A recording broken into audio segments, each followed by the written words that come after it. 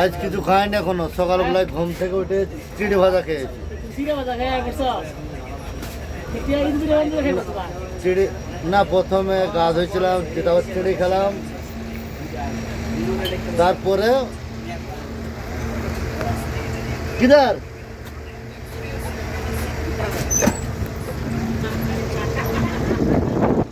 ছোট করে টান আলে দাও না, আমার বড় করে টান আলে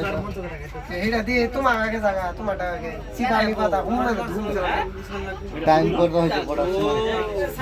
টাইম এখন 1:57 হয়ে গেছে। যাদের খুব তাড়াতাড়ি আছে।